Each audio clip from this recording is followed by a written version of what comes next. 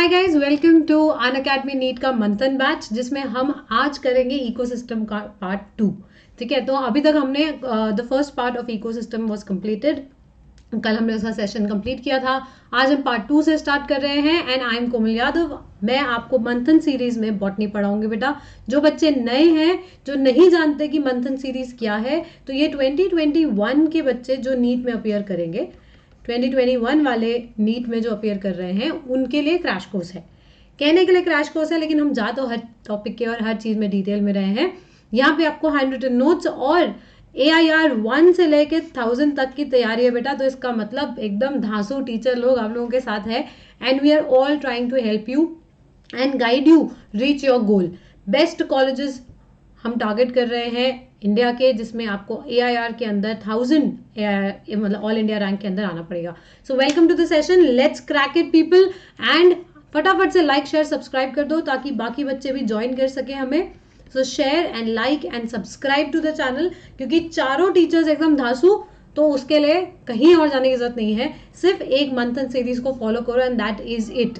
ठीक है, फटाफट से अपने फ्रेंड्स को भी बता दो ये बात। हम इकोलॉजी के सेकंड चैप्टर पे हैं बेटा। हमने 12th कंप्लीट कर लिया है। This is your PDF। यहाँ मैं अपडेट कर दूंगी क्लास के बाद, जो कि टेलीग्राम एक ऐप है, उसका लिंक है ये। डिस्क्रिप्शन में भी वीडियो के आपको ये लिंक मिल जाएगा। जल्दी से क्लिक करो, ज्वाइन करो, ताकि आपको सेशन के बाद PDF वहां पे अपलोडेड मिल जाए।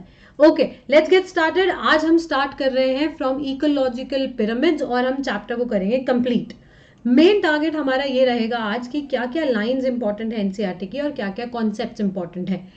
इकोलॉजी के लिए एक छोटा सा टिप, कभी भी रीडिंग मत छोड़ना इकोलॉजी के चैप्टर की। सीधा डायरेक्ट क्वेश्चन NCERT से आता है, तो कोई भी लाइन हम नहीं छोड़ेंगे। You will read it again and again and again. ठीक है, बार बार रीडिंग करते जाओ। चाहे मतलब आप ब्रेक के लिए बीच में ना, फिजिक्स और केमिस्ट्री के बीच में ब्रेक के लिए इकोलॉजी के 2 पेज पढ़ लो बस। जस्ट रीड 2 पेजेस, बाकी कुछ भी नहीं करना है। सिर्फ बार बार रीडिंग करनी है। थोड़ा SST सोशल साइंस की तरह इसको प्रिपेयर करना है। थोड़ा रेपिटेशन में जब आप 2-3 डेफिनेशंस को देख लोगे ना, अपने आप क्लैरिटी मिल जाएगी बेटा चीजों की। ऑलराइट, तो let's get started with ecological pyramids. Ecological pyramid क्या होते हैं? हर बार मैं यही बोलती हूँ, जब आप कोई भी डेफिनेशन को याद करते हो, उसको पार्ट्स में ब्रेक करो। जैसे पहला पॉइंट आएगा इकोलॉजिकल पिरामिड्स, और ecological pyramid is a, second point में आप लिखोगे is a graphical representation. Graphical representation क्या है? वो ग्राफ बनाते हैं हम इकोलॉजिकल पिरामिड में, जो कि डिजाइंड है to show you, designed to show क्या चीज? नेक्स्ट तीनों पॉइंट एक साथ आएंगे। They are designed to show you number of organisms, energy relationship and biomass of an ecosystem. तो पिरामिड क्या हो गया? इट्स अ ग्राफिकल रिप्रेजेंटेशन जो डिजाइन किया गया आपको ये दिखाने के लिए कि कितने ऑर्गेनिजम्स हैं, नंबर, एनर्जी का ट्रांसफर और बायोमास कितना है उस इकोसिस्टम में। ठीक है, तो इसमें हम क्या करते हैं, हम ज्यादातर हम फूड चेन को कंसिडर करते हैं और ऐसे धीरे धीरे हम आगे जाते हैं। फूड चेन्स आप सबने पढ़ी है, मैंने लास्ट सेशन में भी पढ़ाई थी। फूड चेन्स होते हैं जैसे एक चीज को दूसरा कोई ऑर्गेनिज्म खा रहा है। It's a process of eating and being eaten. ठीक है, आपने कुछ खाया और आपको कोई खा गया, तो वो हो गया एक फूड चेन। अब जो सबसे इंपॉर्टेंट इकोलॉजिकल पिरामिड्स के हमारे पास 3 टाइप्स आते हैं बेटा, जो अभी हमने पीछे डेफिनेशन में बताए। 3 टाइप्स क्या आएंगे? पहला तो नंबर का बायोमास आएगा, नंबर का पिरामिड आएगा, pyramid of number. Second is pyramid of biomass, और third is the pyramid of energy. ठीक है, ये सारे पॉइंट्स लेके चलेंगे हम डिटेल में। शुरू करते हैं पहला नंबर के लिए। ये ध्यान रखना, नंबर के लिए 3 तरीके के पिरामिड बनते हैं, बायोमास के लिए 2 तरीके के पिरामिड बनते हैं, और एनर्जी का सिर्फ एक ही टाइप का पिरामिड बनता है। पहला आता है pyramid of number. Pyramid of number में सबसे पहला ये वाला, this is the first one, इसे हम बोलते हैं अपराइट। सीधा है ये अपराइट पिरामिड।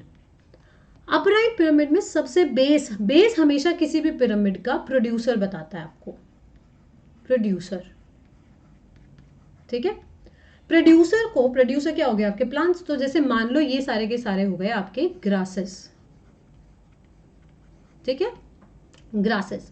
ग्रासेस को कौन खाएगा, ग्रास हॉपर, ठीक है। तो ग्रास हॉपर का नंबर ग्रासेस से तो कम ही होगा, तो हमने थोड़ा उसकी विड्थ कम बनाई है, तो number reduces, this is primary consumer. इसके बाद ग्रास हॉपर को खाने वाला जैसे मान लो फ्रॉग आ गया, तो जितने ग्रास हॉपर होंगे उसके कंपैरेटिवली फ्रॉग का नंबर और कम हो जाएगा, तो ये और छोटा हो गया लेंथ, ठीक है। तो दिस इज सेकेंडरी कंज्यूमर। और टॉप पे मान लो उसको खाने के लिए एक स्नेक है, तो ये टर्जरी कंज्यूमर। इसके एक स्टेप और भी ऊपर हो सकता है कि उस स्नेक को कोई ये ईगल या हॉक खा गया, ठीक है, तो वो टॉप कंज्यूमर हो जाएगा, टॉप कार्निवोर हो जाएगा। तो ये क्या हुआ, आपका नंबर जैसे जैसे आप ऊपर जाते हो एक ग्रेजिंग फूड चेन के अंदर, आपका नंबर धीरे धीरे रिड्यूस होता है। इस टाइप के इकोसिस्टम को हम बोलते हैं ग्रासलैंड इकोसिस्टम। क्या बोलते हैं, grassland ecosystem. As well as same pyramid number के लिए बनता है आपके पास पॉन्ड इकोसिस्टम में।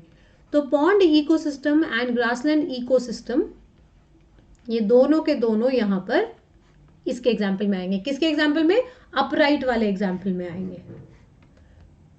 फिर आता है the second type. Second type है कि इन्वर्ट हो गया। अब आप देखो नीचे वाला छोटा है, ये छोटा है, और जैसे जैसे आप ऊपर जा रहे हो नंबर बढ़ रहा है, नंबर बढ़ रहा है। कैसे हो रहा है ये चीज, इन्वर्टेड इकोसिस्टम, इसको हम बोलते हैं इन्वर्टेड। इन्वर्टेड इकोसिस्टम में हमारे पास आता है बेटा ट्री इकोसिस्टम।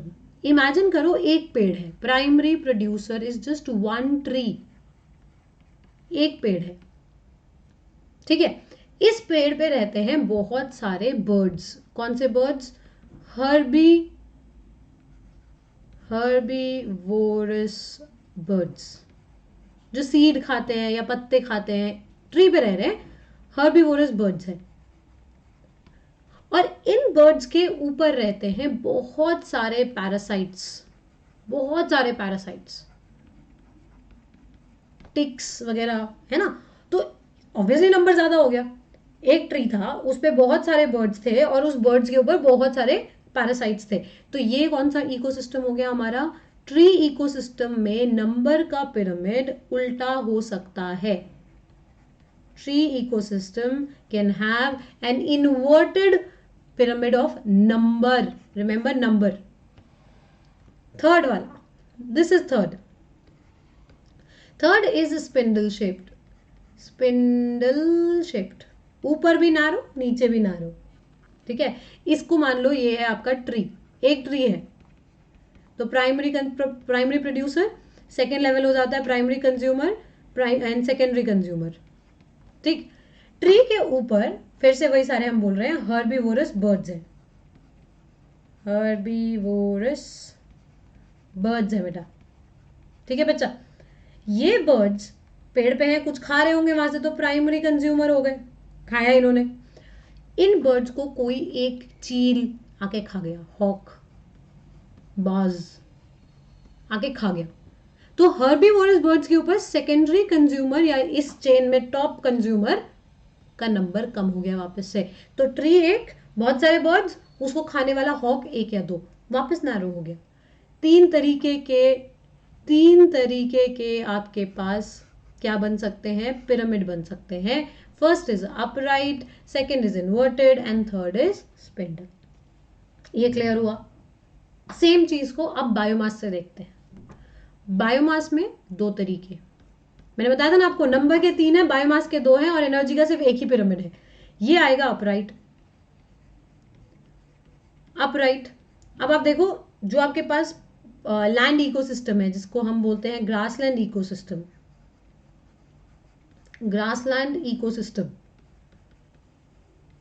ग्रासलैंड का जो इकोसिस्टम आपके पास यहाँ पे है, उसमें सबसे नीचे बेस पे प्राइमरी प्रोड्यूसर की जो कहानी है, जो बेस पे हमारे पास पेड़ है, ठीक है, उसका बायोमास ज्यादा है। बायोमास क्या होता है, बायोमास को हम मेजर करते हैं in dry weight. Dry weight में हम देखते हैं कि कितने एरिया में कितना ग्राम कंपाउंड है हमारे पास।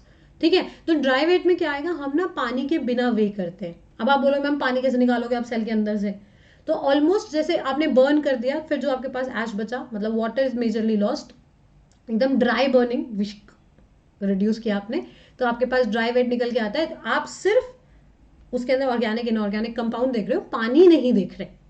क्यों हम पानी नहीं देख रहे, क्योंकि पानी का सीजनल वेरिएशन हो जाता है, बहुत ऐसे होते हैं चीज़ें जो पानी एब्जॉर्ब कर देती है, मॉइस्चर हवा से एब्जॉर्ब कर लेती है। तो मानसून सीजन में थोड़ा ज़्यादा पानी एब्जॉर्ब होगा, एकदम भरी गर्मी में कम होगा पानी। तो ये सब चीज़ें वेरिएशन ना फ्रेश वेट में आती हैं। हम फ्रेश वेट नहीं लेते हैं, हम बायोमास लेते हैं। ठीक है, एक पर्टिकुलर एरिया में इतने मतलब वॉल्यूम में आपके पास कितना किलोग्राम ऑफ वेट और मास जनरेटेड है, मास। ठीक, तो अब यहाँ आ गया आपके पास, नीचे के आ गए ग्रासेस, वही चीजें सेम, ग्रासेस, उसके ऊपर ग्रास हॉपर, ग्रास हॉपर, ये हो गया आपका प्राइमरी कंज्यूमर। इसके ऊपर आ जाएगा आपके पास फ्रॉग मान लो, so secondary consumer, and top consumer में आपके पास आ गया स्नेक। तो आपका बायोमास रिड्यूस होता जा रहा है। ठीक है, इसके साथ आप आ जाओ नीचे इन्वर्टेड वाले पे। कब आपका पिरामिड ऑफ बायोमास उल्टा बनेगा, inverted, inverted, inverted pyramid of biomass बनता है हमारा पॉन्ड इकोसिस्टम में। अब आप बोलो मैम ये तो एग्जिस्ट ही नहीं करना चाहिए, ये तो मर जाएगा, गिर जाएगा। नहीं, ये बायोमास है। होता क्या है कि यहाँ सबसे नीचे जो प्राइमरी प्रोड्यूसर वाली जगह है, यहाँ पे हमारे पास आता है बेटा फाइटोप्लैंक्टन्स। अब फाइटोप्लैंक्टन्स का नंबर तो ज्यादा है, क्योंकि आप पॉन्ड का अगर पिरामिड ऑफ नंबर देखते हो तो इधर आ रहा है, ये वाला अपराइट वाला। ठीक है, पॉन्ड इकोसिस्टम अपराइट नंबर में आता है, तो मतलब नंबर फाइटोप्लैंक्टन्स का ज्यादा है, लेकिन वो हल्के हैं, थोड़ा वेट बायोमास जान नहीं इतना। ठीक है, और हमारे पास प्राइमरी कंज्यूमर में देखें हम, प्राइमरी कंज्यूमर में तो आता है हमारे पास जू प्लैंक्टन्स, जू प्लैंक्टन्स, जिनका बायोमास प्राइमरी प्रोड्यूसर्स जो कि फाइटोप्लैंक्टन्स है उनसे ज्यादा है। तो क्या होता है, अगर एक जू प्लैंक्टन ने मान लो 10 फाइटोप्लैंक्टन्स को खाया, तो rate of division of phytoplankton, phytoplankton का रेट ऑफ डिवीजन इतना ज्यादा है कि वो उन 10 को बड़ी जल्दी रिप्लेनिश कर देता है ना। आपका जू प्लैंक्टन 10 फाइटोप्लैंक्टन को खा गया, गड़बड़ हुई थोड़ी सी, लेकिन डिवीजन रेट यहाँ इतना तेज है कि फटाफट फटाफट उसके खाने की तेजी से ज्यादा ये रेप्लिकेट हो रहे हैं, नंबर ज्यादा है। बट बायोमास हमने देखा इट्स क्वाइट लाइट वेट, तो इसलिए उसका बायोमास उतना नहीं होता, और ये सिस्टम सस्टेन रह जाता है just because of replenishment and more number. ठीक है, अब जू प्लैंक्टन्स आए, जू प्लैंक्टन्स को खा जाएंगे स्मॉल फिशेस, उनका बायोमास और बढ़ता जा रहा है। इसके ऊपर आएंगे लार्जर फिशेस, उनका बायोमास और ज्यादा होगा। तो जैसे जैसे आप ऊपर जा रहे हो, बायोमास ऑर्गेनिज्म का पॉन्ड इकोसिस्टम में बढ़ रहा है। ठीक है, बायोमास के दो हो गए। अब आता है एनर्जी। एनर्जी के लिए हमारे पास आप जानते ही हो 10% एनर्जी लॉ है ना, 10% एनर्जी लॉ है, लिंडमैन्स लॉ ऑफ 10% एनर्जी ट्रांसफर। तो कभी भी नीचे वाले ट्रॉफिक लेवल से ज्यादा नहीं होगी ऊपर वाले ट्रॉफिक लेवल के पास energy. Maximum energy is present at the lowest trophic level, फिर इससे सिर्फ 10% आगे जाती है, इसकी 10% आगे जाएगी, और इसकी 10% इधर जाएगी। तो आप सोच सकते हो कितना ज्यादा, 90% ऑफ हीट इज लॉस्ट, या तो कंज्यूम हो जाता है या is lost in the atmosphere. जैसे कि आप जब किसी ऑर्गेनिज्म को खाते हो, जब आप पेड़ पौधे खा रहे हो, तो उसके अंदर जो स्टोर्ड एनर्जी है उसमें से काफी कुछ आपकी बॉडी ने मेटाबॉलिज्म वगैरह में खर्च दिया, ठीक है, और कंज्यूम भी हो गया, एक्सक्रीट आउट हो गया बॉडी से। और कभी भी पूरा पूरा एनर्जी तो कभी ट्रांसफर नहीं होता, अ lot of it is lost in heat, है ना। तो वो चीज भी एक मतलब लॉस्ट इन द एनवायरमेंट। तो हम ऐसे जा रहे हैं प्राइमरी प्रोड्यूसर से प्राइमरी कंज्यूमर से secondary consumer to top consumer. अब अगर सनलाइट,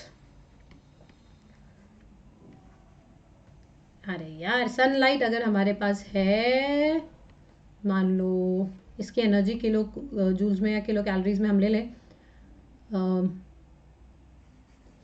तो मान लो 10 लाख किलो कैलोरीज के लिए, तो सनलाइट से इसके पास सिर्फ 1% जाती है एनर्जी, सिर्फ 1%, ठीक है। 1% of this is going to be around 10,000, 10,000, 10 lakh का 1% 10,000, यहां से इसके पास सिर्फ 10% जाएगी, 10% जाएगी तो 1000, इधर आगे फिर 10% जाएगी तो 100, और फिर से सिर्फ 10% जाएगी तो 10। सनलाइट टू प्राइमरी प्रोड्यूसर्स, मतलब प्लांट्स जो हैं, जितना सनलाइट हमारे पास आता है उसका सिर्फ 1 से 5% यूज कर पाते हैं, हम 1% लेते हैं। 1% के बाद जो मेरे पास ट्रैप हुई है सोलर एनर्जी, उसके बाद फिर बस हम 10% आगे ट्रांसफर करते हैं, because majority of energy is lost as heat. क्योंकि जब आप किसी एक फॉर्म से दूसरे फॉर्म में एनर्जी हीट को मतलब एनर्जी ट्रांसफर करते हो, तो मेजॉरिटी उसका लॉस हीट के फॉर्म में हो जाता है। कुछ परसेंटेज होता है जो कंज्यूम किया गया, जो स्टोर किया गया, जस्ट हार्डली 10%, ठीक है। ड्रॉबैक क्या है पिरामिड्स के? सबसे बड़े drawback, there are 3 biggest drawbacks of pyramid system. Drawback number 1, आपने सिंपल फूड चेन्स को कंसिडर किया। Simple food chains are considered, that is a very very wrong thing, क्योंकि नेचर में तो फूड चेन एग्जिस्ट ही नहीं करता, फूड वेब होता है ना। Considered, we just considered simple food chains, और वो गलत है, क्योंकि हम नेचर में कहाँ सिंपल एक सिंगल फूड चेन काम करेगा, है ना। इंटरलिंक्ड है इतना कुछ। फिर क्योंकि फूड चेन कंसिडर कर लिया, इसलिए हमने ये भी कंसिडर नहीं किया कि एक स्पीशीज, सेम स्पीशीज, 2 अलग ट्रॉफिक लेवल पे भी तो हो सकती है। मैं टॉप कंज्यूमर भी हो सकती हूँ, ठीक है, अगर मैं कुछ ऐसे चिकन या कोई डियर या कुछ खा रहा है, कोई नॉन वेजिटेरियन है, और हम प्राइमरी कंज्यूमर भी हो सकते हैं, क्योंकि हम क्या खा रहे हैं, पेड़ खा रहे हैं, तो पॉसिबिलिटी तो दोनों है ना। तो एक और सबसे बड़ा drawback, does not consider or doesn't consider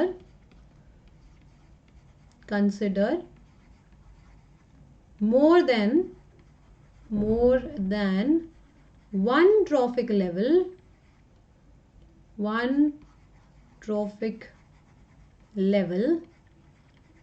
of a species,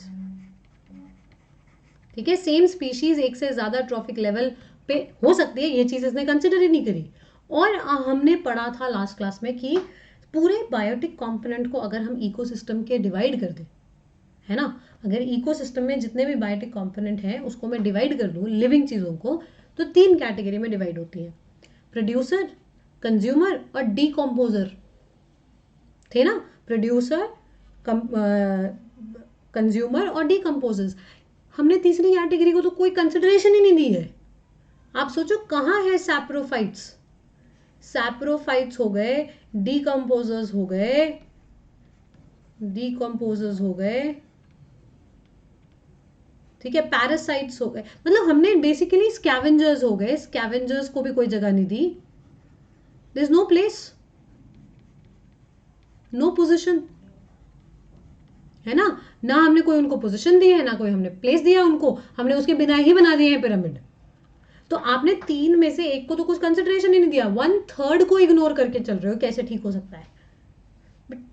overall like okay बता दिया इसने हमें। पहले हम थोड़ा ज्यादा इंपॉर्टेंस देते थे, ग्राफिकल रिप्रेजेंटेशन ज्यादा अट्रैक्टिव लगता है, बट काफी ड्रॉबैक्स हैं, काफी चीज मतलब होता है, चीजों के पॉजिटिव्स भी होते हैं, नेगेटिव्स भी होते हैं, उसमें इसमें थोड़ा सा ड्रॉबैक है, ठीक है। अब आते हैं हम एक और नए फिनोमिना के पास, सक्सेशन।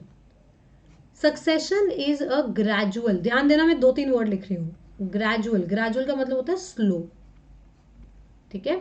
ग्रेजुअल, फेयरली प्रिडिक्टेबल,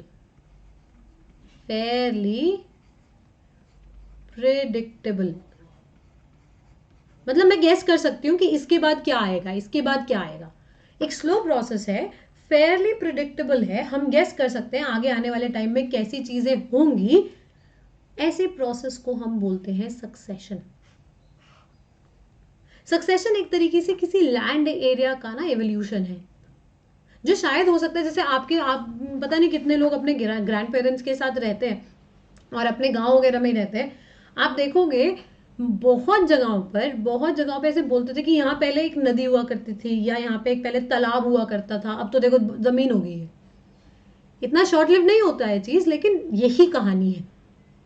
किसी भी लैंड एरिया में हम धीरे धीरे धीरे धीरे चेंज देखते हैं, और उस चेंज को हमने fairly predictable and gradual changes in a land area, changes in a land area, इसको हमने 3 पार्ट में डिवाइड कर दिया। 3 पार्ट क्या है मेरे पास? सबसे पहले आता है पायनियर कम्युनिटी।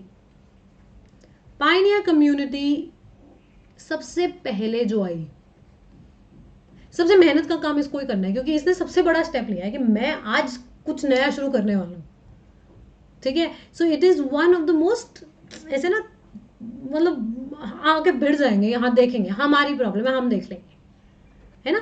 किसी भी डायरेक्शन में पहला स्टेप लेना is a very big thing. तो वो पायनियर कम्युनिटी कर रही है, first to colonise, they are first to colonise an area, ठीक। ये कहीं पर जाके अपना पैर जमाना जानते हैं, अपने आप को एस्टैब्लिश करना जानते हैं। फिर आती है सीरल स्टेजेस। सीरल स्टेजेस बोल दो इनको, या आप इनको बोल दो ट्रांजिशनल कम्युनिटी, ट्रांजिशनल कम्युनिटी। हाँ, अब ध्यान देना मेरी बात का बेटा, ये एक स्टेज नहीं है, स्टेजेस हैं ये। एक जगह प्रोसेस स्टार्ट हुआ है, एक जगह प्रोसेस खत्म होगा, है ना। हमें क्या लगता है एक स्ट्रेट लाइन होगी? नहीं। आपकी प्रिपरेशन ऑफ नीट जिस दिन स्टार्ट हुई थी, उस दिन आपने डिसाइड किया था कि आज से मुझे पढ़ना शुरू करना है, ये मेरा डिसीजन है लाइफ में, this is the career I want. आपका फाइनल क्या है कि आप नीट का पेपर दे दो और डॉक्टर बन जाओ, अच्छा कॉलेज मिल जाए, है ना। तो आखिरी में भी थोड़ी संतुष्टि है, स्टार्टिंग में बड़ा जोश है, लेकिन ये बीच का रास्ता इतना सीधा और स्ट्रेट नहीं है, बड़ा खिचड़ी है यहाँ पे।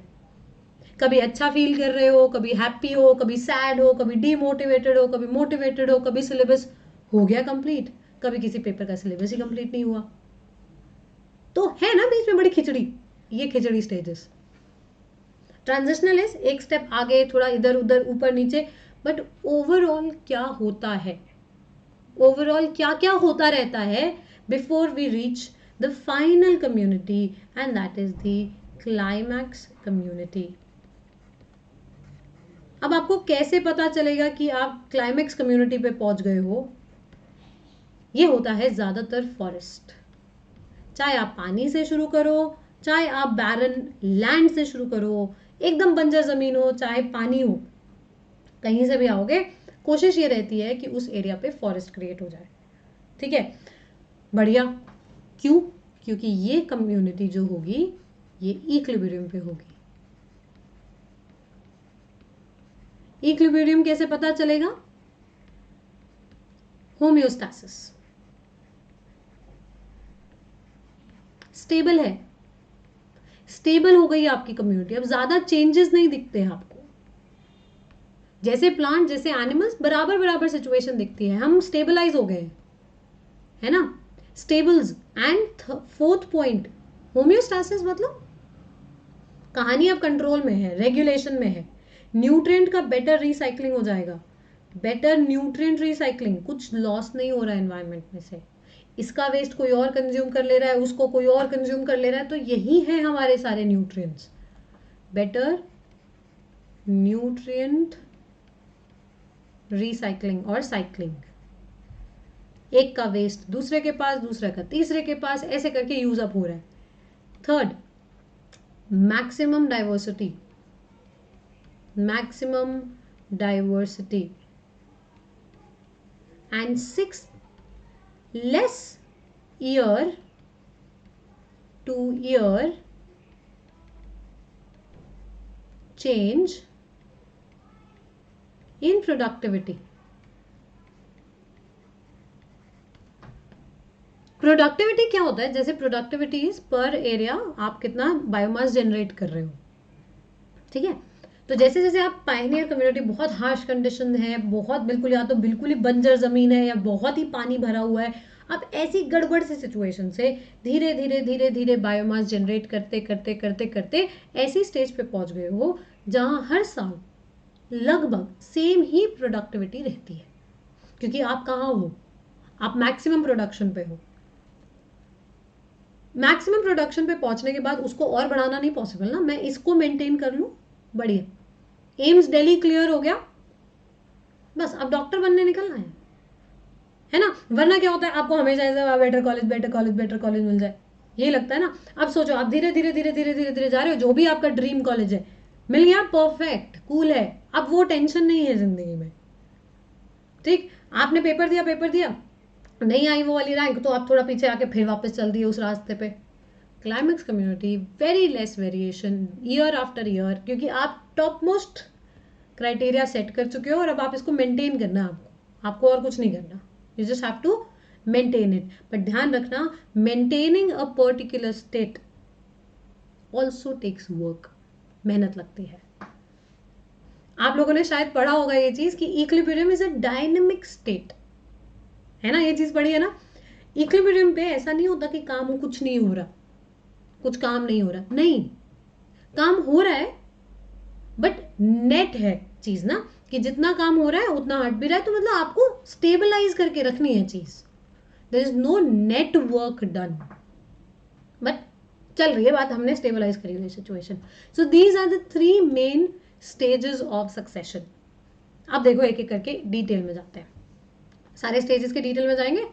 Types of succession, there are 2 types of succession, एक होता है प्राइमरी, एक होती है प्राइमरी सक्सेशन और दूसरा होता है सेकेंडरी सक्सेशन। बेटा प्राइमरी सक्सेशन इज, तो मैंने एकदम बंजर जमीन से बिल्कुल पहली बार स्टार्ट किया है, आप देखो पहला वाला रॉक है, I am starting from a barren land, no previous vegetation, इससे पहले कोई वेजिटेशन नहीं थी, कोई पेड़ नहीं था, कोई पौधा नहीं था, कुछ ऑर्गेनिक मैटर नहीं था, मैं बिल्कुल फ्रॉम स्क्रैच स्टार्ट कर रही हूं, तो ऑब्वियसली इसको ज्यादा टाइम लगेगा, it's very slow and very difficult also, इसमें थोड़ी मेहनत लगी। आप सोचो ना, पत्थर पड़ा है अभी, उस पत्थर से पहले मैं सॉइल बनवाऊंगी, वो सॉइल पे फिर पेड़ आएंगे, फिर वो धीरे धीरे धीरे धीरे आगे जाके फॉरेस्ट बनेगा, बहुत टाइम लगने वाला है इसमें, बहुत टाइम लगने वाला है इसमें, ठीक। इसके कंपैरिजन में देखते हैं हम सेकेंडरी को। सेकेंडरी क्या कहता है कि था, प्रीवियस वेजिटेशन था,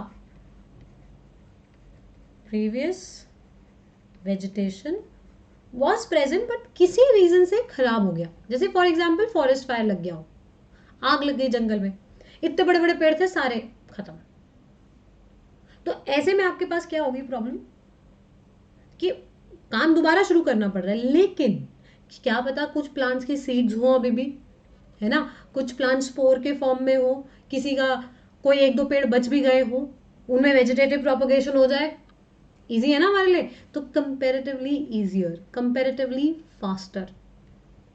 इजियर जब मैं बोल रही हूं, इजियर का मतलब ये नहीं कि आसान है, कंपेयर कर रहे हैं हम प्राइमरी से, प्राइमरी जितना तो नहीं करना ना, कम से कम पत्थर से सॉइल तो नहीं बनाना, वेदरिंग प्रोसेस तो नहीं करना, एंड कंपेरेटिवली फास्टर। एग्जाम्पल देखो, प्राइमरी के एग्जाम्पल होते हैं बैरन एरिया, बैरन एरिया जहां पर रॉक पड़ा हो, ठीक है, newly submerged land mass, newly submerged land, जैसे सुनामी आई थी, इंदिरा पॉइंट डूब गया ना पानी के अंदर, है ना, द लास्ट पॉइंट जो आपका कन्याकुमारी के पास है, अब वो पानी के अंदर है, ऐसे कुछ कुछ लैंड, कुछ आइलैंड्स वो ऊपर इमर्ज कर गए सुनामी के चक्कर में, तो नया एरिया जो आया उस पर कभी कुछ नहीं था यार, टेरेस्ट्रियल के नाम पे तो कुछ नहीं था, लैंड का तो कोई पेड़ नहीं था उस पर, तो अब लैंड वाला वेजिटेशन तो फ्रॉम स्क्रैच स्टार्ट करूंगी मैं, ठीक है। वॉल्केनिक रॉक्स, लावा था, उस लावा के ऊपर वेजिटेशन बननी है अब, तो अब पूरा का पूरा जो अभी सूखा है वो इग्नियस रॉक्स वगैरह जो है उन पे वेजिटेशन फ्रॉम स्क्रैच स्टार्ट होगी, ज्यादा टाइम लेगा। सेकेंडरी फॉरेस्ट फायर लग गया था, फॉरेस्ट फायर्स हो गए थे, ठीक है। दूसरा अबैंडन्ड लैंड, अबैंडन्ड फार्मलैंड्स। कोई सोचो आपका पुराना खेत है जो आपने खुला छोड़ दिया ऐसे, अब वहां पे कोई ग्रोथ नहीं होती, तो वहां पे सेकेंडरी सक्सेशन स्टार्ट होने के चांसेस हैं। या फिर फ्लड्स आए, ठीक है, नदी ऐसे जा रही थी, फ्लड्स आए, आसपास का सब डिस्ट्रक्शन कर दिया उसने, वापस सीधी हो गई। तो ये जो डिस्ट्रक्शन किया या वापस टेरेस्ट्रियली तो आना है, समझे मेरी बात। ऐसे स्ट्रेट जा रही थी नदी, मस्त बहती जा रही थी, फ्लड्स आए तो इसने इतना ज्यादा पानी भर गया, फिर ये नीचे आया, तो ये आसपास का सारा वेजिटेशन खराब, तो इसको सबको वापस फिर नॉर्मलाइज करेगा, तो दोबारा सक्सेशन शुरू करेगा उस एरिया की। लेकिन फायदा क्या, फिर से वही, कुछ स्पोर्स हो सकते हैं, कुछ सीड्स हो सकते हैं, कुछ छोटे प्लांट फिर भी बच गए हो, उतनी मेहनत नहीं है जितनी की बेचारे इसको प्राइमरी वाले को करनी पड़ रही है। ये तो इग्नियस रॉक्स वॉल्केनिक इरप्शन के बाद कूल डाउन लावा वगैरह पे ग्रोथ कर रहा है यार। सोचो, पत्थर से सॉइल बनाएगा, सॉइल बना के फिर काम शुरू करेगा, right. So these are two different type of successions, primary and secondary. वो था प्रोसेस शुरू होने पे, कैसे लैंड एरिया से हम स्टार्ट करते हैं। अब आता है एक ज़ेराक कंडीशन या ज़ेरोसियर।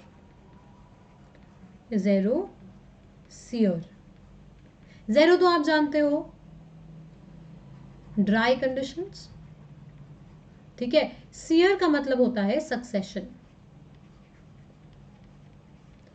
आप एकदम ड्राई कंडीशन में सक्सेशन शुरू कर रहे हो, तो सबसे पहले आपकी जो पायनियर कम्युनिटी आएगी वो आएंगे लाइकन्स एंड मॉसेस। ये आते हैं पायनियर्स में,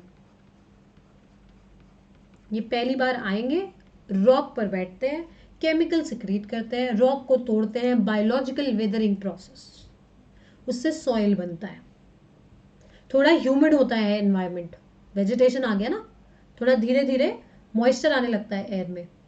फिर नेक्स्ट स्टेज आता है एनुअल ग्रासेस, पेरिनियल ग्रासेस, और आपके ग्रासलैंड ना यही फंस के रह जाते हैं। ग्रासलैंड वाला बायोम याद है आपको, इकोसिस्टम जो था हमारा, वो यही फंस के रह गया। क्यों? क्योंकि फिर आग लग जाती है, इतना न्यूट्रिएंट नहीं है कि मैं थोड़े बड़े पेड़ बना पाऊं, यह सब कुछ कचरा हो जाता है। कहाँ गया?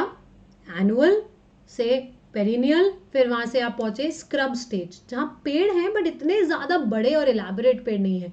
इन सबको हम बोलते हैं ट्रांजिशनल स्टेजेस। अब देखो ये चीज समझ में आई, कैसे एक स्टेज से अगली स्टेज आ रही है।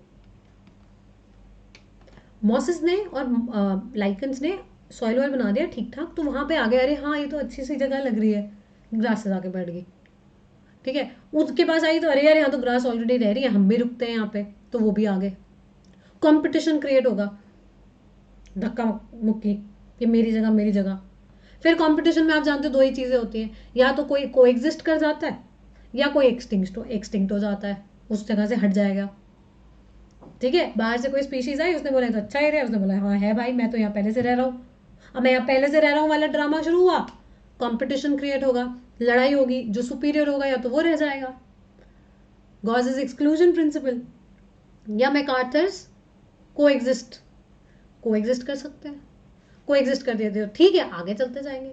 अब जैसा सॉइल वैसा वेजिटेशन और वैसे उस पे एनिमल्स, तो धीरे धीरे आपकी डाइवर्सिटी बढ़ती जाएगी, आप पहुंच जाओगे फॉरेस्ट स्टेज पे, जिसको हम बोलते हैं climax community. Climax community is the forest stage जिसमें सबसे ज्यादा डाइवर्सिटी, ज्यादा स्टेबल इकोसिस्टम, क्योंकि ज्यादा डाइवर्सिटी तो न्यूट्रिएंट ऊपर ही मस्त अपने आप में साइक्लिंग उनकी चल रही है। घूम रहे हैं मस्त बिंदास, अब स्टेबलाइज हो गए हैं, अब कोई भी नया आएगा तो थोड़ा सा लड़ाई होगी, लेकिन ठीक है जगह, सबने अपना अपना ना वहां पे रोल ढूंढ लिया है, एवरीबडी इज सेट, कोई किसी के पैर पे नहीं पैर रख रहा, हर किसी का अपना एक इंडिविजुअल फंक्शन बन चुका है, लाइक परफेक्टली फाइन। ठीक, ऐसे ही आता है जब आप पानी से शुरू करते हो, हाइड्रार्क, या इसको आप बोल सकते हो हाइड्रोसियर। हाइड्रो का मतलब फिर से वही हुआ वाटर, और सियर इज सक्सेशन। इस बार हम सक्सेशन देख रहे हैं पानी में। आपको जो क्वेश्चंस आते हैं नीट में, जो क्वेश्चन आएगा वो हाइड्रोसियर और जेरोसियर में जो क्वेश्चन है, ऑलवेज ऑन द स्टेजेस। आपको ये चारों स्टेज दे देंगे, बोलेंगे इनको लाइन में अरेंज कर दो, बस। This is the question they ask.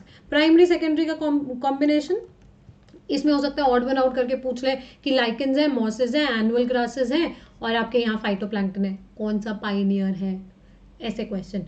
बाहर नहीं जाना एनसीईआरटी के, बहुत सारे एग्जाम्पल्स, बहुत सारे मतलब बुक्स में एग्जाम्पल भी दिया है हर पेड़ के, जो आता है वो याद रखो, नहीं आता है आगे चलो। जैसे मैं बताती हूँ, फाइटोप्लैंक्टन्स, पानी में सबसे पहली स्टेज आती है फाइटोप्लैंक्टन की, और यही हमारी पायनियर स्टेज है। पायनियर स्टेज के अंदर सबसे पहले आएंगे फाइटोप्लैंक्टन्स। रिलेट करो, फाइटोप्लैंक्टन्स को पढ़ा था बायोलॉजिकल क्लासिफिकेशन में डायटम्स में, डायटम्स डाइनोफ्लैजेलेट्स, फोटोसिंथेटिक यूनिसेल्युलर ऑर्गेनिज्म, तो उसका एग्जाम्पल पूछ सकता है। अब आता है कि नीचे बिल्कुल बेस पे आपके आए कुछ सबमर्ज्ड वाटर प्लांट्स, पानी के अंदर वाले पेड़। ठीक है, आप अगर थोड़ा सा याद करो तो sexual reproduction in flowering plants में आपने दो नाम सुने थे, वैलिसनेरिया जोस्टेरा। कोई नए नाम है? नहीं, बट पूछा कैसे कि हाइड्रोसियर के अंदर सबमर्ज हाइड्रोफाइट्स में एग्जाम्पल आर दीज, आंसर बताओ। हाइड्रिला इसी में आएगा नीचे, क्या प्रॉब्लम है इसमें। थर्ड देखो, सबमर्ज्ड फ्री फ्लोटिंग, जिसमें सबमर्ज्ड प्लांट्स भी हैं और फ्री फ्लोटिंग वाली कैटेगरी भी है, ऊपर आ गया पानी पे। यहां पे अगर मैं आपसे बोल दूं एग्जाम्पल ऑफ पिस्टिया, आइकॉर्निया, तो कौन सा नया नाम है ये? फ्री फ्लोटिंग ही तो है वो, नीचे अटैच तो होते नहीं, सरफेस पे फ्लोट करते हैं। दो एग्जाम्पल तो आपको पता ही है ऑलरेडी। पिछला चैप्टर, कोई भी चैप्टर एनसीईआरटी का अगर नाम एक जगह दिया है तो पूरा कहानी में कहीं भी पूछ सकता है भाई, यही तो खेल है। अगला fourth point, read swarm stage. ये ऐसा हो गया कि पानी है, पानी ज्यादा है, सॉइल कम है।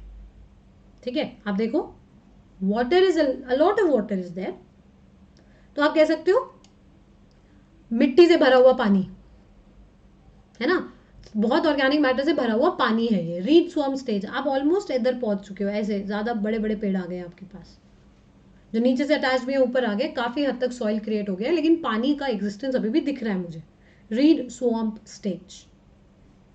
इसके बाद हम आते हैं फिफ्थ स्टेज, मार्श मेडो स्टेज। मार्शी एरियाज याद है, मैंग्रोव्स आते हैं यहाँ, यहाँ सॉइल ज्यादा है, पानी कम है, लेकिन वाटर का प्रेजेंस है बेटा। Water locked soil, water locked soil, पानी से हम सॉइल की तरफ जा रहे हैं ना, तो पहले पानी कम, पानी ज्यादा सॉइल कम, फिर पानी ज्यादा हो गया, पानी कम हो गया और सॉइल ज्यादा हो गया। धीरे धीरे ऑर्गेनिक मैटर मरता जा रहा है, नीचे सेटल होता जा रहा है, मरता जा रहा है, नीचे सेटल होता जा रहा है, तो आपका धीरे धीरे धीरे जो लेक है वो शैलो होता जा रहा है। शैलो मतलब कम गहरा, क्योंकि नीचे चीजें इकट्ठी होती जा रही है, सेटल होते जा रही है, ग्रोथ हो गया, पानी का एब्जॉर्प्शन बढ़ गया, एंड लास्ट स्क्रब स्टेज पे आप पहुंचते हो। बेटा ध्यान रखना, ये स्क्रब स्टेज का डायग्राम है, फॉरेस्ट का डायग्राम अलग है एनसीईआरटी में।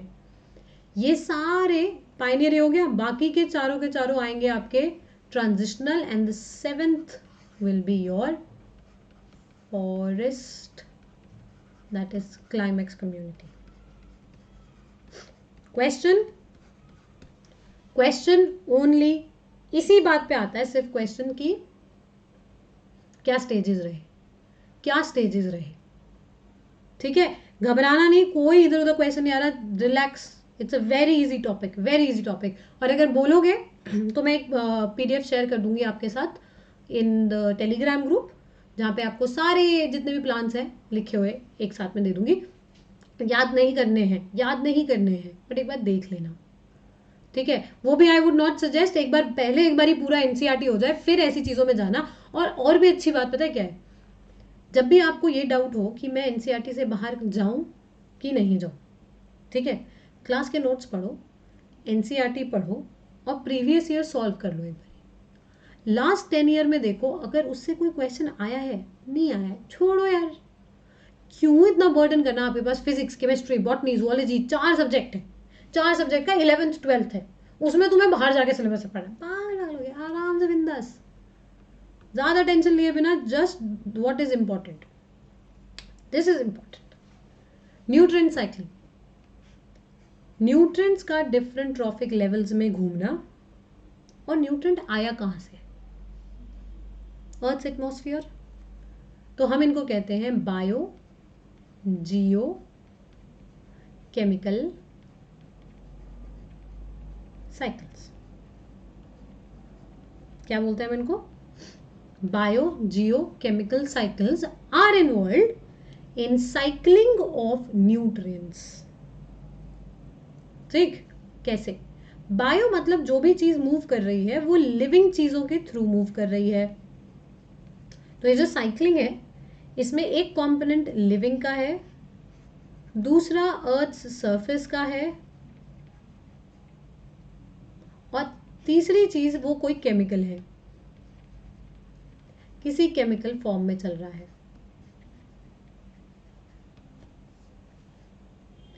Bio geo chemical cycles are of 2 types, 2 तरीके की होती हैं।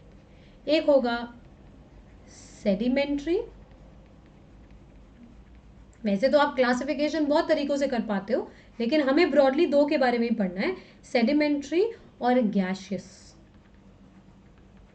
अब आप बताओ बचपन से गैशियस साइकिल्स के उसमें आप क्या पढ़ रहे हो, कार्बन साइकिल है ना, मिनरल न्यूट्रिशन वाला चैप्टर पढ़ा था उसमें हमने नाइट्रोजन की साइकिल पढ़ी थी, ये साइकिल्स पढ़े ना हमने अभी तक, तो ये गैशियस में आएंगे। सेडिमेंट्री में हमारे पास आता है फॉस्फोरस, कौन आता है, फॉस्फोरस बच्चा, फॉस्फोरस और उसके साथ साथ इवन सल्फर, सल्फर के भी ज्यादातर कंपाउंड्स सॉइल में रहते हैं, लेकिन सल्फर एज अ गैस भी रिलीज होता है, H2S के फॉर्म में रिलीज हो सकता है, या सल्फर गैस के फॉर्म में वैसे भी रिलीज हो जाता है। तो अगर मैं आपको ये 4 ऑप्शन दूं और बोलूं ऑड वन आउट बता दो मुझे with respect to sedimentary cycle, तो आपका आंसर होगा फॉस्फोरस। क्यों मैम, सल्फर भी तो होता है, होता है, लेकिन सल्फर के कुछ फॉर्म्स हम गैसियस स्टेट में जानते हैं, फॉस्फोरस का कोई फॉर्म हमारे पास गैसियस फॉर्म में नहीं निकल के आ रहा। किसी बायोजियोकेमिकल में साइकिल में आपके पास फॉस्फोरस गैसियस स्टेट में निकलकर नहीं आएगा, सल्फर फिर भी आ जाएगा। अब अगर ऑप्शन में सोचो आपको दिया हुआ है सल्फर, कार्बन, नाइट्रोजन, ऑक्सीजन, और अब आपसे पूछा कि सेडिमेंट्री बता दो, तो आप बोलोगे sulphur. It is always best out of 4। बहुत बार आंसर्स ऐसे होते हैं जो पिन पॉइंटेड करेक्ट नहीं होंगे, लेकिन कुछ तो मतलब बेस्ट पॉसिबल आंसर आपको देना है। 4 ऑप्शन इसलिए दिए क्योंकि उन चारों में से चूज करना है। सब्जेक्टिव में ये हमारे पास थोड़ा फ्रीडम होता है कि हमें जो आता है हम उसको एग्जाम्पल लेके कर सकते हैं सॉल्व। यहाँ अच्छी बात यह है कि 4 ऑप्शन है, इन चारों में से चूज करना है, तो एलिमिनेशन से जाओ, 1 2 3 4 हटाए, अब ये वाला ही आंसर है, खत्म कहानी। कार्बन साइकिल के लिए ये डायग्राम इंपॉर्टेंट है, ये आप लोगों ने बचपन में भी पढ़ा है। This diagram is very very important. इसमें कुछ एनसीईआरटीज में ये एरो गलत दिया हुआ है, तो इसको ठीक कर लेना। बर्निंग ऑफ फॉसिल फ्यूल से एटमॉस्फेयर में जा रहा है, कोल वगैरह के कंबस्टन से भी एटमॉस्फेयर में ऐड होता है कार्बन डाइऑक्साइड का कॉन्सेंट्रेशन, जो कि फोटोसिंथेसिस करते टाइम प्लांट्स यूज कर देते हैं। और सबसे बड़ी बात, oceans are the reservoir of carbon. In fact carbon dioxide सबसे ज्यादा CO2 एब्जॉर्ब करने की कैपेसिटी ओशंस के पास है, ठीक है। वहां पे बैठे आपके फाइटोप्लैंक्टन्स बहुत ज्यादा अमाउंट में कार्बन फिक्स करते हैं कंपेयर टू टेरेस्ट्रियल, बहुत इंपॉर्टेंस है। उसके बाद उसकी कैलकेरियस शेल्स और इन सब फॉर्म में भी ओशन बहुत हद तक आपका एटमॉस्फेरिक कार्बन डाइऑक्साइड रिमूव करने में हेल्प करता है, ठीक है। ये चीज important. Any data in NCERT, कहीं कोई डेटा दे दिया हो, सारे इंपॉर्टेंट, ठीक है। अगला क्वेश्चन देखो, फॉस्फोरस साइकिल जो सेडिमेंट्री साइकिल है आपकी, सेडिमेंट्री साइकिल है आपकी, इस पे क्वेश्चंस आ जाते हैं सीधा। ये डायग्राम बस ABCD कर देंगे। ये लिटर फॉल देखो, रॉक था हमारे पास, रॉक की विदरिंग हुई, सॉइल बन गया। इस सॉइल को उठा लिया प्रोड्यूसर्स ने, अगर एब्जॉर्ब कर गया तो ठीक है, नहीं कर गया तो वो बह जाएगा वापस। इलुविएशन याद है, ILL वाला इलुविएशन, गया बाहर इकोसिस्टम से। प्रोड्यूसर ने उठाया तो ऑब्वियसली कंज्यूमर में जा सकता है, या ये मर भी सकता है, तो यहां आ गई बात। लिटर फॉल, पत्ते गिरे नीचे, वो दोनों के दोनों डिकम्पोज होंगे तो वापस यहीं आ गए हम। डायग्राम सीधा एनसीईआरटी से आता है, और क्वेश्चन ABCD आपका कभी डेट्राइटिस हटा देंगे, A लिख देंगे, प्रोड्यूसर हटा देंगे, B लिख देंगे, क्वेश्चन बन जाता है। इतना सिंपल क्वेश्चन, हद ही सिंपल क्वेश्चन आता है। एक बारी भी हाथ से ड्रॉ करके देख लेना, ड्रॉ भी करने की जरूरत नहीं, एक बारी बस ऐसे ऐसे करके आंख बंद करके सोच लेना, याद हो जाएगा। अब आता है कि हम मैम इकोलॉजी क्यों पढ़ रहे हैं, हमें तो डॉक्टर बनना है।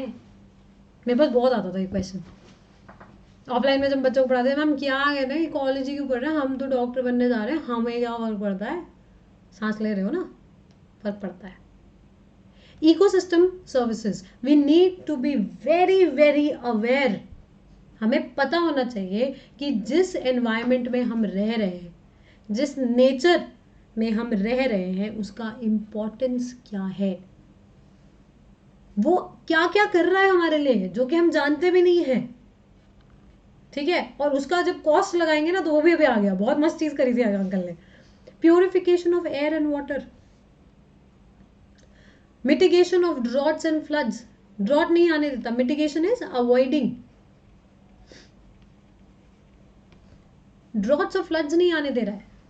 न्यूट्रिएंट साइक्लिंग, ये जो घुमा रहा है आपके न्यूट्रिएंट्स को, कार्बन डाइऑक्साइड को फिक्स कर रहा है, उसको फिर कंज्यूम करने के लिए आपको दे रहा है, ये सब चीजें। जनरेटिंग फर्टाइल सॉइल, ऐसा सॉइल बना के दे रहा है जो वेजिटेशन, आप सोचो ना, रॉक को तोड़ के सॉइल बना के उस पर वेजिटेशन स्टार्ट करने की कैपेसिटी है। आपको बोल दूं मैं, ये चीज खत्म हो जाएंगे हम आधे इसमें।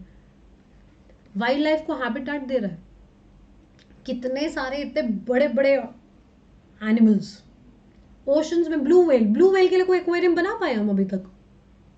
सच a big fish that we have. इतने बड़े बड़े ऑर्गेनिजम्स हम नहीं रख सकते, और रखेंगे भी तो एक रख पाएंगे।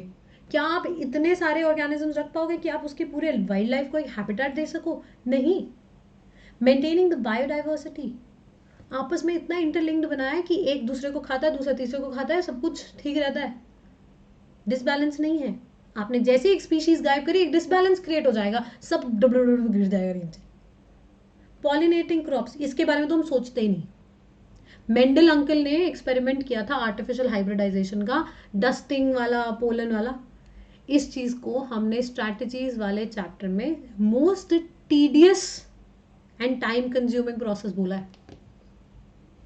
वो क्रॉस हाइब्रिडाइजेशन वाला याद है कि पोलन बैग करो, फिर पोलन डस्ट करो, फिर रीबैग करो, टैग करो।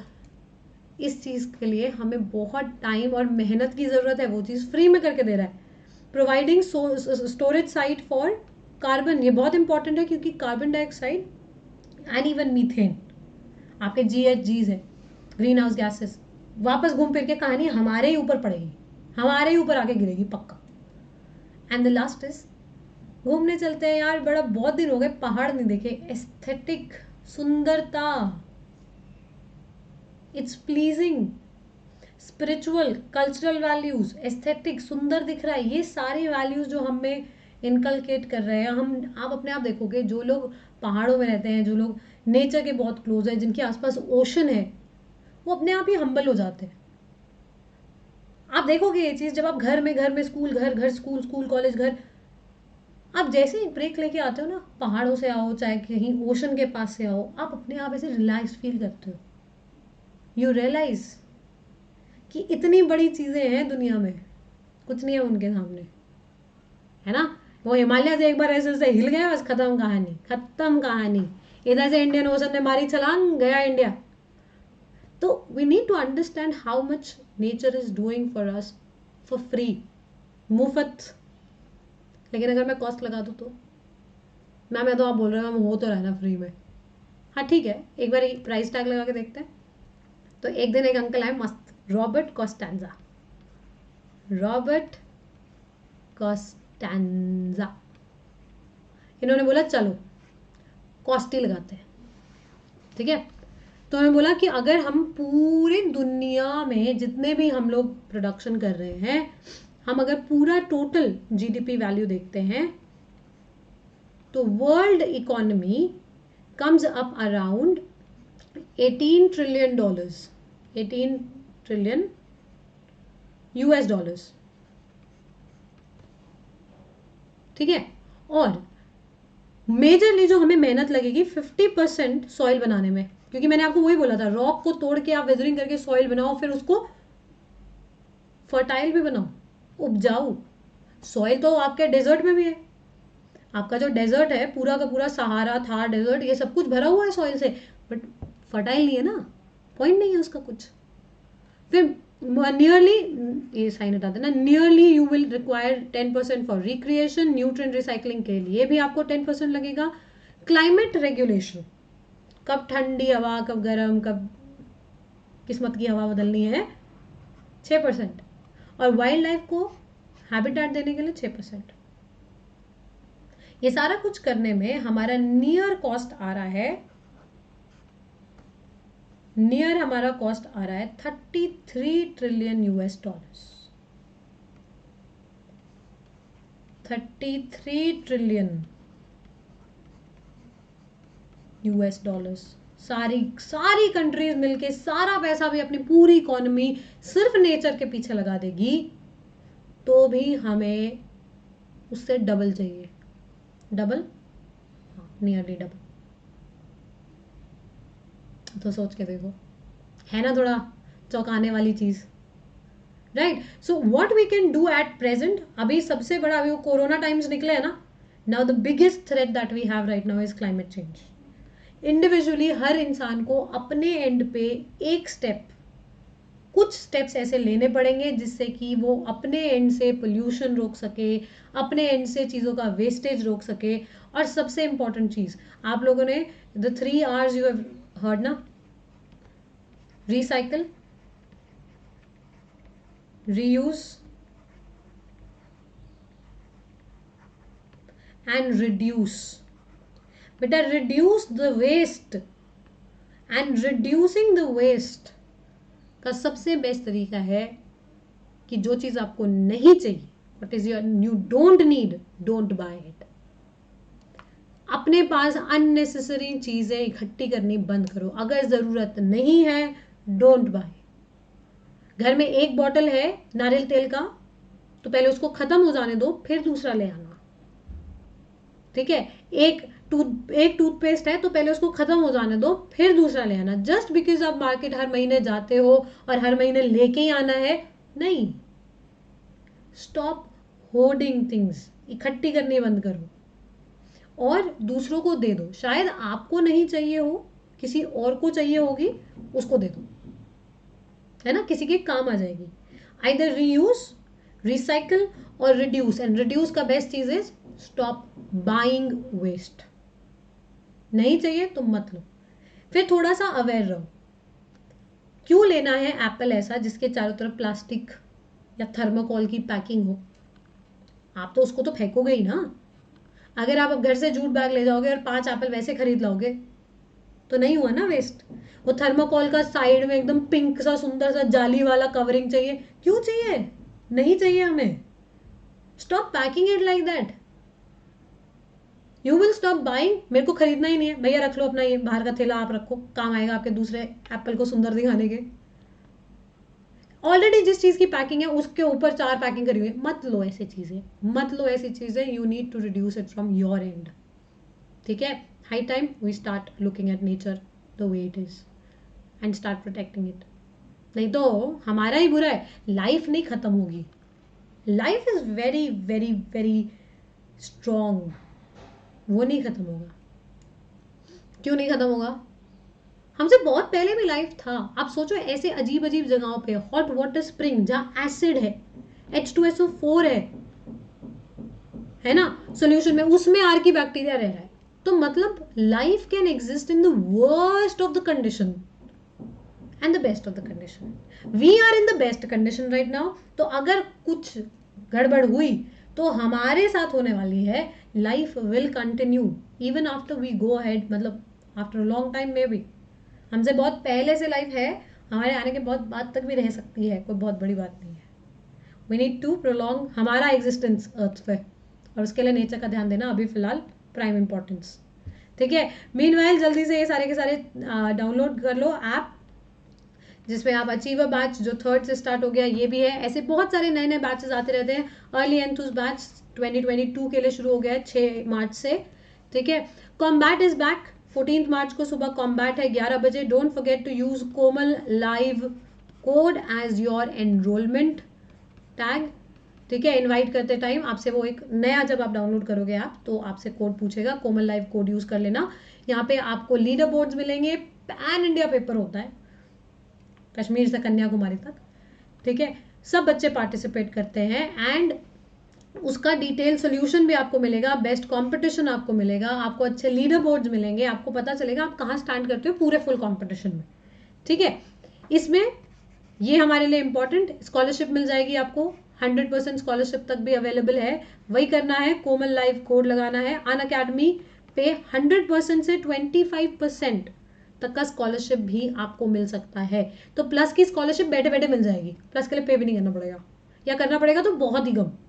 ठीक है, तो do appear for it, increase your enrolment. 28 questions है, सिर्फ 28 क्वेश्चन है, 60 मिनट का टाइम है, तो मतलब क्वेश्चंस भी तोड़ू एकदम मस्त धांसू क्वेश्चंस है ना।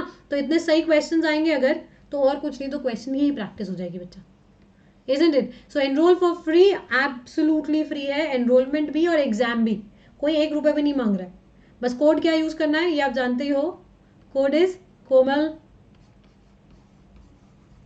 KOMALLIVE, याद रखना, दे आर 2 कंसेक्यूटिव, मिस मत कर देना कोई एक एल। अच्छा, डाउनलोड करो फटाफट से लर्निंग ऐप, उससे जाओ नीट यूजी प्लस। एंड अगर देखना चाहते हो प्लस पे कैसे क्लासेस होते हैं तो 9 PM में स्पेशल क्लास लेती हूँ बेटा, और ये एब्सोल्युटली फ्री होती है, तो आप इसके लिए भी आ सकते हो। गेट सब्सक्रिप्शन पे क्लिक करना और फिर आ जाना फटाफट से, कोड लगा लेना कोमल लाइव। ड्यूरेशन कोशिश करो 6 महीने से ऊपर, एटलीस्ट 3 मंथ से तो ऊपर ही, बिकॉज 1 मंथ में तो कुछ समझ नहीं आता है, नया टीचर ही ढूंढते रह जाओगे 1 महीने तक तो। ठीक है, सबसे अच्छी बात यह है कि आप अपना टीचर खुद चूज करते हो। तो जैसे अगर आप मुझसे पढ़ने आए हो, ठीक है, तो ऐसा नहीं है कि आपको कोई और टीचर मिल जाएगा, लेकिन ये ऑप्शन जरूर रहेगा कि आप मुझसे पढ़ने आए हो और अब अगर आप किसी और टीचर से भी पढ़ना चाहते हो तो आप पढ़ सकते हो। ठीक है, आप रिस्ट्रिक्ट नहीं हो रहे हो, क्योंकि बहुत जगह ऐसा होता है कि सामने कोई और दिखता है और जब आप क्लास में जाते हो तो कोई और ही टीचर आपको मिलता है ना। तो वो चीज़ नहीं है यहाँ, अगर आप मुझसे पढ़ने आ रहे हो तो आप मुझसे ही पढ़ोगे, आप मेरे अलावा भी बाकी टीचर्स से पढ़ सकते हो। तो कोमल लाइव कोड यूज़ करो और अपना 10% फटाफट से ऑफ लेकर चले जाओ। इसके अलावा हमारे पास है आइकॉनिक कोर्सेज। आइकॉनिक कोर्सेज में एक आ गया है आपके लिए मेंटोर, ये आपको पूरा गाइडेंस देंगे, फिजिक्स केमिस्ट्री बॉटनी जूलॉजी की प्लानिंग प्लस टेस्ट सीरीज, हर चीज़ के बारे में दे विल गाइड यू, कौन सा कॉलेज, किसका बेटर कट ऑफ, किसका ज़्यादा कट ऑफ, कब पेपर आ गया, कब रिलीज डेट आ गई, कौन से फॉर्म्स आ गए हैं, क्या क्या हो गया, सब कुछ अपडेट।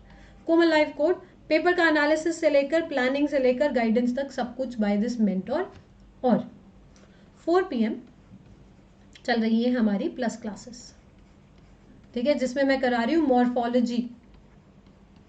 तो अगर मॉर्फोलॉजी चैप्टर पढ़ना चाहते हो तो फटाफट से आ जाओ प्लस पे, and I will see you at 4 PM on plus sessions. ठीक है, चलो लाइक शेयर सब्सक्राइब।